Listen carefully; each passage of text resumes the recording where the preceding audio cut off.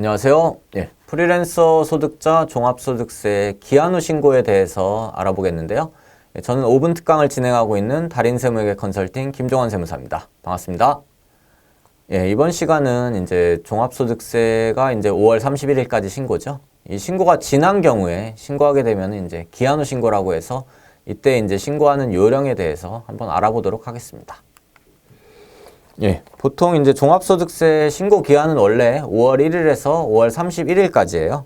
하지만 이제 프리랜서 소득이 이제 막 발생한 분들, 이제 처음 이제 프리랜서로 이제 시작을 하신 분들은 이제 종합소득세 신고의 중요성을 알지 못하고 신고하지 않고 있다가 과세관청에서 어느 날 갑자기 날라오죠. 과세예고 통지가. 하면 이제 당황을 하게 됩니다. 그래서 왜냐하면은 이제 과세관청에서 과세예고 통지를 보낼 때는 보통 이제 추계로 계산해서 가산세 얹어서 통지서를 발송하거든요.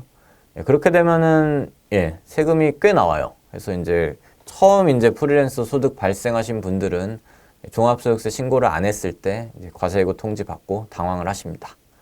하지만 그렇다고 뭐 큰일 난 건 아니고요. 그래서 늦었지만 이제 1년치 신용카드 사용 내역 등 자료를 취합해서 장부 작성해서 기한 후 신고를 하시면 되는데요.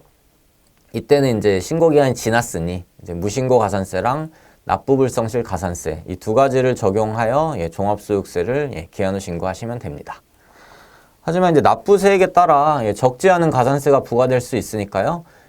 꼭 기한 넘기지 마시고 이제 기왕이면은 정기 신고 기한 내에 종합소득세를 신고하셔서 가산세 등의 불이익을 받지 않으셨으면 좋겠습니다. 이 두 번째는 이제 기한 후 신고 시에 적용되는 가산세인데요. 이제 크게 무신고 가산세와 납부불성실 가산세 두 가지가 있습니다. 그래서 첫 번째로 무신고 가산세에 대해 알아보겠는데요.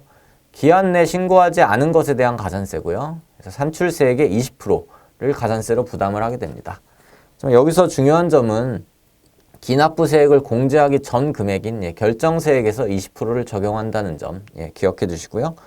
다음은 이제 납부불성실 가산세입니다. 그래서 이것은 납부기한 내 납부하지 않은 것에 대한 지연 이자 같은 개념의 가산세인데요. 납부세액의 0.025%예요. 만분의 2.5인데 이게 이제 하루당 만분의 2.5가 그래서 납부하지 않은 기간 동안 곱해서 계산을 합니다.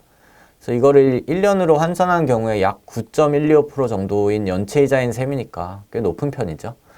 그래서 여기서 이제 주의하실 점은 납부불성실 가산세는 기납부세액을 공제한 납부세액에다가 연체이자를 적용하시면 됩니다. 그리고 이제 다음은 기한 후 신고를 이제 1개월 이내에 신고하는 경우에는 무신고 가산세가 50% 감면된다는 감면에 대한 얘기를 드릴게요.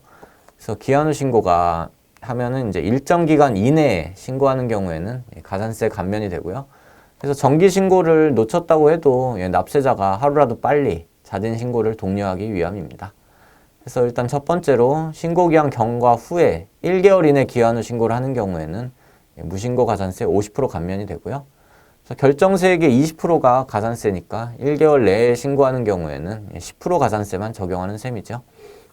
그리고 두 번째로는 신고기간 경과 후 2개월에서 6개월 이내 기한 후 신고를 하는 경우에는 무신고 가산세 20%를 감면을 해줍니다. 이런 식으로 1개월 이내에 신고하는 사람과 이제 차등을 두어서 가산세 감면을 적용하는데요.